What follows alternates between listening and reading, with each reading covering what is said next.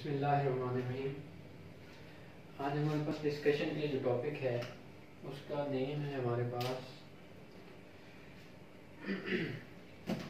वो है हमारे पास diversity of the organic compound. आपकी बुक में लिखा होगा diversity and magnitude of the organic compound. Diversity कहते हैं तनों को, या आसान अल्फाज में कहते हैं फ़र्क को, और मैग्नीट्यूड कह लें आप वुसअत को, या कसीर तादाद भी आप कह सकते हैं। तो जो ऑर्गेनिक कंपाउंड है उनकी कसीर तादाद की वजह क्या है, ये आज हमने स्टडी करना है। तो सबसे पहले हमारे पास पीरियोडिक टेबल के अंदर हमने जो एलिमेंट्स पढ़े हैं उनकी टोटल क्वांटिटी है 118, इनके 118 118। अब उनसे हमेशा जो कंपाउंड है एलिमेंट से मिलकर बनते हैं। अब उन एलिमेंट से जो कंपाउंड हमारे पास बने हैं उनकी जो तादाद है हमारे पास वो मोर देन 10 मिलियन है। 118 एलिमेंट से मोर देन 10 मिलियन आपके पास ऑर्गेनिक कंपाउंड बन चुके हैं।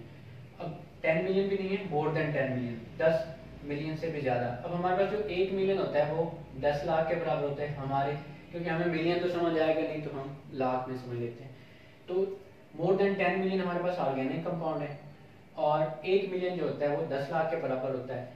और जो हमारे पास ऑर्गेनिक कंपाउंड की तादाद है वो 10 मिलियन से ज़्यादा है। तो नियर अबाउट आपके पास 100 लाख से भी ज़्यादा ऑर्गेनिक कंपाउंड अब तक पाए जाते हैं। और अगर आप इससे मज़ीद आसान अल्फाज में समझें तो तकरीबन 1 करोड़ से ज़्यादा जो है हमारे पास ऑर्गेनिक कंपाउंड पाए जाते हैं। अब ऑर्गेनिक कंपाउंड हम कौन से वाले स्टडी कर रहे हैं? जिनके अंदर कार्बन और हाइड्रोजन इसेंशियली तौर पे मौजूद होगा, जिन्हें आप कार्बन कंपाउंड्स के नाम से भी जानते हैं। ऑर्गेनिक कंपाउंड की और भी टाइप्स होती हैं, तो हम स्पेशली बात कर रहे हैं हाइड्रोकार्बन की, जिनमें हाइड्रोजन और कार्बन पाया जाता है।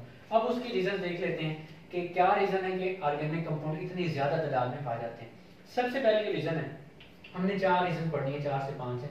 सबसे पहले कैटिनेशन, उसके बाद हम देखेंगे isomerism, strength of the covalent bonds of carbon, जो कार्बन कार्बन कोवलेंट बॉन्ड बनाते हैं आपस में, उसकी स्ट्रेंथ की एक वजह हो सकती है। और लास्ट में हम देखेंगे मल्टीपल बॉन्डिंग। ये 4 वजूहात हैं जिनकी बिना पर हम कह सकते हैं कि ऑर्गेनिक कंपाउंड बहुत ज्यादा तादाद में पाए जाते हैं। अब देखते हैं इनको वन बाय वन। सबसे पहले कैटिनेशन। सबसे पहले तो आपने इसकी डेफिनेशन करनी है, ability of carbon atom to link with other carbon atoms to form long chains. Carbon atoms की आपस में मिलने की खासियत जिसकी मदद से वो लंबी चेन्स बना सकती है, उससे आप कैटिनेशन कहते हैं। अब ये कार्बन है तो कार्बन दूसरी कार्बन के साथ आपस में मिलकर एक लंबी चेन बना सकती है, इस खासियत को आप क्या कहेंगे? कैटिनेशन कहेंगे। अब कैटिनेशन के लिए कुछ कंडीशंस हैं, कुछ शराइत हैं। अगर वो कोई एलिमेंट फॉलो करता है तो वो कैटिनेशन का अमल कर सकता है, अगर वो कंडीशन फॉलो नहीं करता तो वो कैटिनेशन का अमल नहीं कर सकता। तो वो कंडीशन कौन सी हैं वो मैंने आप लोगों के लिए राइट की हैं। सबसे पहला कि कोई भी एलिमेंट अगर कैटिनेशन का अमल करेगा तो it should have valency more than 2। उसकी जो वैलेंसी है वो 2 से ज्यादा होनी चाहिए। अब अगर एक एटम की वैलेंसी ही एक है, लाइक एज हाइड्रोजन की अगर बात करें, जो कि बहुत ही गरीब एलिमेंट तस्वर किया जाता है, हाइड्रोजन बेचारा एक ही बॉन्ड बना सकता है। अब उसने एक बॉन्ड किसी एक एटम के साथ बना लिया, अब आगे तो कोई पॉसिबिलिटी नहीं है कि वो चेन बना सके। तो सबसे कम वैलेंसी जो है आपके पास एलिमेंट्स की कैटिनेशन शो करने के लिए वो 2 होनी चाहिए। कि एक एटम है जिसकी वैलेंसी 2 होगी, दोनों साइडों से वो किसी एटम के साथ अटैच हो सकता है। अब हाइड्रोजन की एक वैलेंसी होती है, वो एक ही साइड से एक एटम के साथ अटैच हो सकता है, मतलब एक ही बॉन्ड बना सकता है। अब अगर किसी एटम की वैलेंसी 1 से ज्यादा यानी कि 2 या 2 से ज्यादा होगी तो फिर वो जो है ना कैटिनेशन का अमल कर सकेगा। दूसरी वजह कि जो एलिमेंट कैटिनेशन का अमल करना चाहता है उसके लिए जरूरी है कि उसका आपस में जो बॉन्ड है वो स्ट्रॉन्ग होना चाहिए और दूसरे एटम के साथ जो है वो वीक होना चाहिए। जरूरी नहीं है कि वो वीक हो। इसको हम एक एग्जांपल से देखते हैं कि जो भी एलिमेंट कैटिनेशन का अमल करना चाहता है उसका आपस में बॉन्ड उस बॉन्ड से ज्यादा ताकतवर होना चाहिए जो वो दूसरे एटम्स के साथ बनाता है। लाइक एज देखें, आपके पास ये कार्बन है, ये लंबी चेन बना रहा है, और यहाँ पे आप समझ लें कि इसने हाइड्रोजन से बॉन्ड बनाया है, या फिर यहाँ पे ऐसे समझ लें कि इसने यहाँ पे ऑक्सीजन के साथ बॉन्ड बनाया है। अब वो समझाना ये चाह रहे हैं कि दूसरी कंडीशन ये होनी चाहिए कि ये जो कार्बन कार्बन का आपस में बॉन्ड है ना, ये वाला, ये ज्यादा स्ट्रॉन्ग होना चाहिए, ताकतवर होना चाहिए बनिस्बत इन बॉन्ड्स के जो इसने दूसरे एटम के साथ बनाए हुए हैं। अब ऐसा जरूरी क्यों है? क्योंकि अगर हमने एक लंबी चेन इस तरह से बनानी है, अगर एक चेन ले उसको हमने लेंथी बनाना है, लंबा बनाना है, तो उनका जो जो चीजें मिलकर चेन को बना रही हैं उनकी आपस में अटैचमेंट क्या होनी चाहिए, ताकतवर होनी चाहिए, स्ट्रांग होनी चाहिए, कि ये ना हो कि इनका आपस में बॉन्ड स्ट्रांग ना हो और एक लंबी थोड़ी सी लेंथ बढ़े चेन की और ये यहाँ से दरमियान से ब्रेक हो जाए, ऐसा नहीं होना चाहिए। इसलिए इन एलिमेंट्स का आपस में बॉन्ड स्ट्रांग होना चाहिए और बाहर वाले जो आपके पास एटम इनके साथ अटैच होंगे उनका बॉन्ड अगर वीक भी हो जाए तो फिर भी चेन बन सकती है। इनका आपस में बॉन्ड स्ट्रांग होना चाहिए। तो ये आपके पास दो कंडीशन है, अगर कोई एलिमेंट इनको फॉलो करता है तो फिर वो कैटिनेशन का अमल कर सकता है। अब अगली बात करते हैं कि कुछ और भी एलिमेंट्स हैं कार्बन के अलावा जो कैटिनेशन का अमल कर सकते हैं। लाइक है हमारे पास सिलिकॉन की अगर हम मिसाल लें, सिलिकॉन और कार्बन की जो आउटर मोस्ट शेल की इलेक्ट्रॉनिक कन्फिगरेशन होती है वो सेम होती है, लेकिन कार्बन जो है वो कैटिनेशन का अमल करता है और जो सिलिकॉन है वो कैटिनेशन का अमल नहीं कर सकता। देखिए कार्बन का आपस में बॉन्ड जो होता है, सॉरी मैंने वो रिप्लेस कर दी, यहाँ पे हमने एक हाइड्रोजन की एग्जांपल ली थी, यहाँ पे हमने ऑक्सीजन की। कार्बन का आपस में जो बॉन्ड होता है वो इतना स्ट्रांग होता है कि उसका अगर 1 मोल कार्बन में बॉन्ड बना हुआ है उसको तोड़ने के लिए आपको 355 किलो जॉल पर मोल एनर्जी देनी पड़ेगी। 355 is the amount of energy, kilo जॉल is the unit of energy and पर मोल बटे में मोल का मतलब 1 मोल अगर कार्बन का है आपके पास उसमें बॉन्ड बना हुआ है उसको तोड़ने के लिए आपको इतनी एनर्जी देनी पड़ेगी। और अगर सिलिकॉन का आप बॉन्ड बनाते हैं, लाइक वो आपस में बॉन्डिंग करके लंबी चेन बनाना चाहते हैं, कैटिनेशन का अमल करना चाहते हैं, तो उनका बॉन्ड इनकी निस्बत इतना स्ट्रांग नहीं होता। देखिए इसको तोड़ने के लिए आपको 355 किलो जॉल पर मोल एनर्जी चाहिए और अगर ये वाला बॉन्ड तोड़ना है आपने तो इसके लिए आपको 200 किलो जॉल पर मोल एनर्जी देनी होगी। इट मीन इनका आपस में बॉन्ड वीक होता है और कार्बन का आपस में बॉन्ड क्या होता है, स्ट्रांग होता है। यही वजह है कि कार्बन जो है कैटिनेशन का अमल कर सकती है और सिलिकॉन जो है आपस में कैटिनेशन का अमल नहीं कर सकते। दूसरी तरफ एक और बात कि जो सिलिकॉन का ऑक्सीजन के साथ बॉन्ड होता है, यानी कि इन एटम्स के साथ जो साइड पे अटैच होते हैं वो स्ट्रांग होता है, उसको तोड़ने के लिए 452 किलो जॉल पर मोल एनर्जी देनी पड़ती है।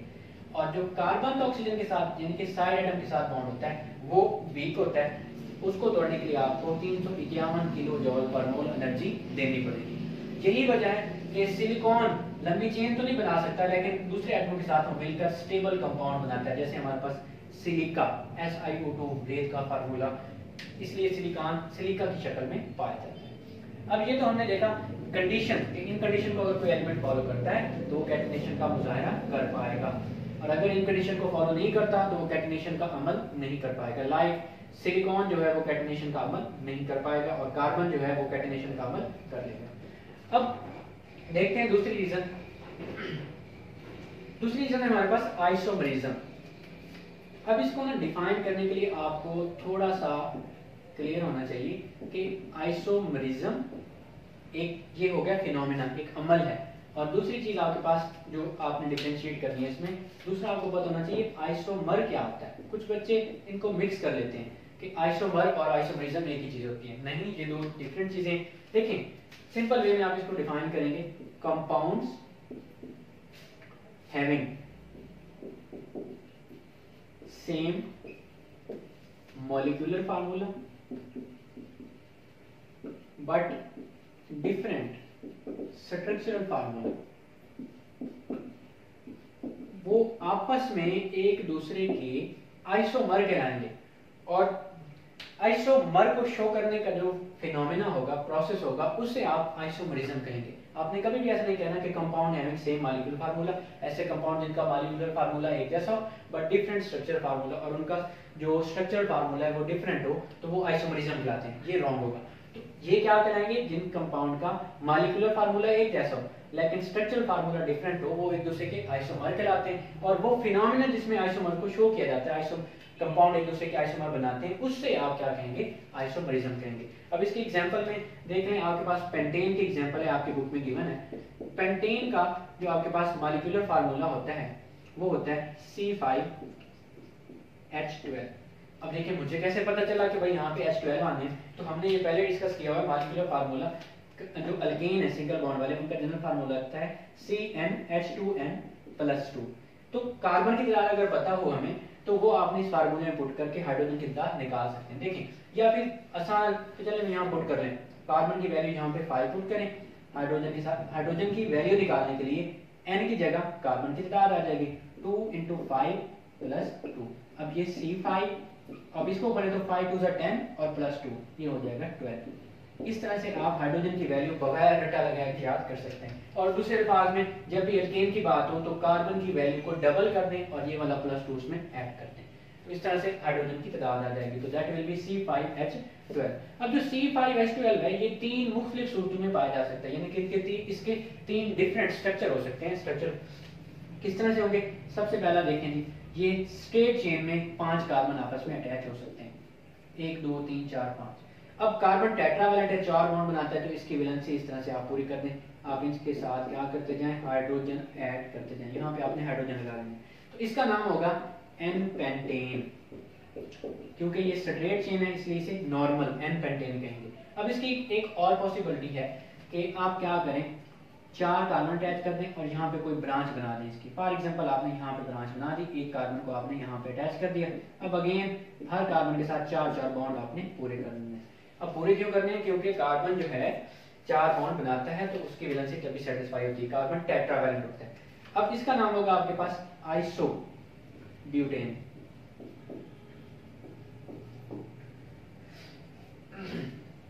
Sorry, that will not be butane, that will be pentane, क्योंकि 5 कार्बन है ना, तो इसका नाम होगा पेंटेन। पेंटा 5 के लिए और ANE सिंगल बॉन्ड के लिए। अब इसका एक और भी स्ट्रक्चर पॉसिबल है, वो स्ट्रक्चर कौन सा हो सकता है देखते हैं।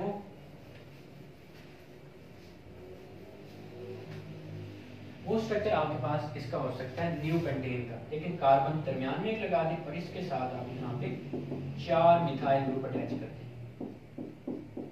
अब इसका ये भी स्ट्रक्चर पॉसिबल हो सकता है, इसका नाम होगा न्यू पेंटेन। ये नहीं बन के आई। देखें अब तीनों का स्ट्रक्चर डिफरेंट है, एक जैसा नहीं है, लेकिन तीनों का जो अगर मॉलिक्यूलर फार्मूला देखा जाए तो वो आपके पास क्या होगा, सेम होगा। देखते हैं हम ऐसा है भी कि नहीं।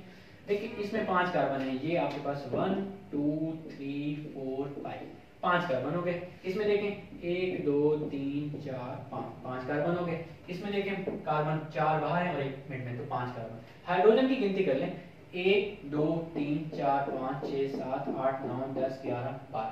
इसमें 12 हाइड्रोजन है, तो यही मॉलिक्यूलर फार्मूला। इसमें देखें 3 हाइड्रोजन ये हो गए, ये 4 5 6 7 8 9 10 11 12। इसमें भी 12 हाइड्रोजन है। इसमें देखें 3 हाइड्रोजन ये 3 हाइड्रोजन ये 6 हो गए, और 3 और 3 6 6 + 6 12। तो तीनों के अंदर मॉलिक्यूलर फार्मूला सेम है, कार्बन हाइड्रोजन की क्वांटिटी सेम है, लेकिन इनका स्ट्रक्चरल फार्मूला क्या है, डिफरेंट है।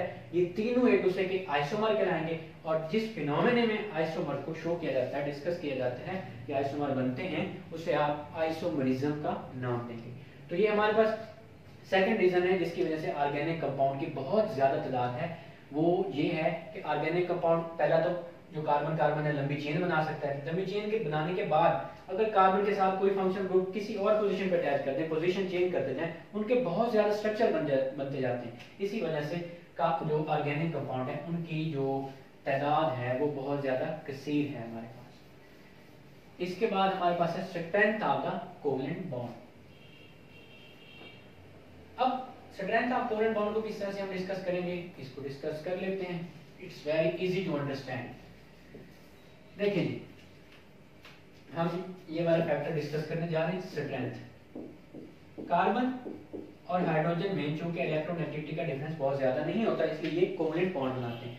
अब कार्बन का क्योंकि साइज होता है छोटा, कार्बन का साइज स्मॉल होता है, इसलिए ये दूसरे स्मॉल साइज एटमों के साथ, जैसे आपके पास हाइड्रोजन हो गया, ऑक्सीजन हो गया, नाइट्रोजन हो गया, या हेलोजन्स। हेलोजन्स के अंदर कौन कौन से होंगे, फ्लोरीन, क्लोरीन, ब्रोमीन, आयोडीन। यहाँ पे आयोडीन का साइज बड़ा होगा, तो मोस्टली इनके साथ जो है ना बॉन्डिंग इसकी ज्यादा सुटेबल रहती है। तो कार्बन इनके साथ स्मॉल साइज एटम्स के साथ बॉन्डिंग करके stable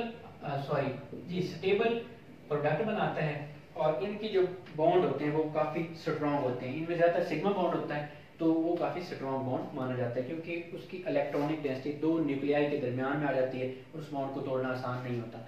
in other words, there will be a process like hybridization in first year and second year. You people will study it in first year and second year. तो hybridization वहां पे ना overlapping का concept होगा। Orbital पाए जाते हैं, आपको पता है एटमों के अंदर। अगर छोटे साइज के एटम हो तो उनके ऑर्बिटल काफी स्ट्रांगली एक दूसरे के करीब करीब आके हाइब्रिडाइज होते हैं, मिलते हैं, और उनको अलहदा करना भी मुश्किल होता है। यही वजह है कि कार्बन का साइज जो कि छोटा है वो छोटे साइज के एटमों के साथ स्ट्रांगली हाइब्रिडाइज हो जाता है, हाइब्रिडाइजेशन शो करता है, इसलिए इसका बॉन्ड तोड़ना इतना आसान नहीं होता। यही वजह है कि इसके कंपाउंड जो है बहुत ज्यादा तादाद में पाए जाते हैं। आगे हमारे पास जो लास्ट रीजन है दैट इज मल्टीपल बॉन्डिंग। अब कार्बन भाई साहब चाहें तो, क्योंकि ये टेट्रावैलेंट है, टेट्रा मतलब 4, वैलेंट मतलब वैलेंसी, तो ये 4 की वैलेंसी आपके पास शो कर सकता है। अब कार्बन चाहे तो सिंगल बॉन्ड बना ले, इसकी मर्जी, मर्जी का मालिक है। सिंगल बॉन्ड बनाएगा तो दैट विल बी अल्केन, और इसका नाम जो है वो क्या होगा, मीथेन। और कार्बन चाहे तो डबल बॉन्ड बना ले, कार्बन की अपनी मर्जी, इसने यहां पे डबल बॉन्ड बना लिया, दैट विल बी अल्कीन। और इसका नाम क्या होगा, इथीन। ETH 2 के लिए होता है और E यानी डबल बॉन्ड के लिए। ये पीछे जो 10 कंपाउंड्स लिखे हुए हैं इनके बारे में हम एक लेक्चर इंशाल्लाह बनाते हैं, जल्दी अपलोड करेंगे, कि आप उन 10 कंपाउंड्स के नाम को किस तरह से याद कर सकते हैं, वो बहुत ईजी है। और इसके अलावा कार्बन की और क्या मर्जी है, कार्बन चाहे तो आपस में ट्रिपल बॉन्ड बना ले,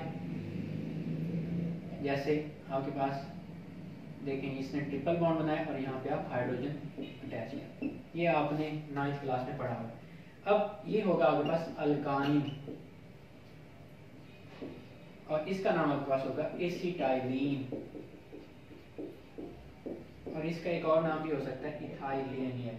अब कार्बन अपनी मर्जी की बॉन्डिंग कर सकता है, ये टेट्रावैलेंट होता है, 4 बॉन्ड बनाता है, इसी वजह से ये क्या करता है, जैसा भी जो भी एटम इसको मिलता है उसके साथ उसके मुताबिकत से ये बॉन्डिंग करता है और लॉन्ग चेन बना लेता है, जिसे आप कैटनेशन का अमल कहेंगे। उस वजह से कार्बन के कंपाउंड की तादाद, ऑर्गेनिक कंपाउंड की तादाद या फिर हाइड्रोकार्बन की तादाद बहुत ज्यादा होती है। That was all about the diversity and the magnitude of the organic compound. Inshallah we will come up with the next lecture. Topic discuss करते हैं, कौन सा होगा। आई होप सो कि आप लोगों की केमिस्ट्री बहुत अच्छी जा रही होगी। मैं दुआ करता रहता हूँ कि आपकी केमिस्ट्री बहुत अच्छी रहे। इंशाल्लाह नेक्स्ट टाइम कोई किसी और लेक्चर के साथ मिलते हैं। टिल देन अल्लाह हाफिज़।